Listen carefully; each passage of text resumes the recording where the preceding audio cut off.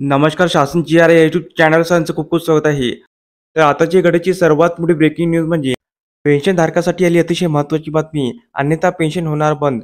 त्या संदर्भात या व्हिडिओच्या माध्यमातून पूर्ण अपडेट सविस्तरपणे पाहणार. चला सुरू करूया. पेन्शनधारकाच्या निवृत्त वेतनधारकाचे आयस ऑफ लिव्हिंग वाढविण्यासाठी पेन्शन आणि पेन्शन कल्याण विभाग डिजिटल लाईफ सर्टिफिकेट म्हणजे जीवन सन्मानला मोठ्या प्रमाणावर प्रोत्साहन देत आहे.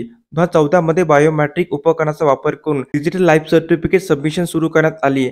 त्यानंतर विभागाने इलेक्ट्रॉनिक्स आणि माहिती तंत्रज्ञान मंत्रालय, प्रमाणपत्र स्थिती आणि भारतीय विशिष्ट ओळख प्राधिकरण सोबत आधार डेटाबेसवर आधारित चेहरा पडताळणी तंत्रज्ञान प्रणाली विकसित करण्यासाठी काम केले, ज्यामुळे कोणत्याही अँड्रॉइड आधारित स्मार्टफोनवरून एलसी सबमिशन शक्य होईल. या वैशिष्ट्यानुसार चेहरा पडताळणी तंत्रज्ञानाद्वारे एखाद्या व्यक्तीची ओळख स्थापित केली जाते आणि एलसी तयार केली जाते. नोव्हेंबर 2021 मध्ये लॉन्च करण्यात आलेल्या या आधुनिक तंत्रज्ञानामुळे पेन्शनधारकाची बायोमेट्रिक उपकरणावरील अवलंबित्व कमी झाली आणि स्मार्टफोन आधारित तंत्रज्ञानाचा वापर करून ही प्रक्रिया सामान्य माणसासाठी अधिक सुलभ आणि सोयीस्कर बनली. सर्व केंद्र सरकारच्या निवृत्त वेतनधारकांमध्ये तसेच निवृत्त वेतन वितरण प्राधिकरणामध्ये डीएलसी म्हणजे डिजिटल लाईफ सर्टिफिकेट सबमिट करण्यासाठी फेस व्हेरिफिकेशन तंत्रज्ञानाचा वापर करण्यासाठी जनजागृती करण्याच्या उद्देशाने पेन्शन आणि पेन्शन कल्याण विभागाने देशातील 37 शहरांमध्ये मोबाईल ॲप्लिकेशन सुरू केले आहे.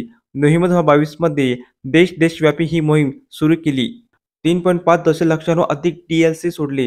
ही मोहीम प्रचंड यशस्वी झाली आणि केंद्र सरकारच्या पेन्शनधारकांना 35 लाखांहून अधिक डीएलसी जारी करण्यात आले आहे. आता 17 पेन्शन वितरण बँका, मंत्रालय विभाग, पेन्शनर्स वेलफेअर असोसिएशन UIDA यांच्या सहकार्याने 1 ते 30 नोव्हेंबर 2024 पर्यंत देशभरातील 100 शहरांमध्ये 500 ठिकाणी 50 लाख पेन्शनधारकांना लक्ष्य करण्यासाठी देशव्यापी मोहीम आयोजित केली जात आहे.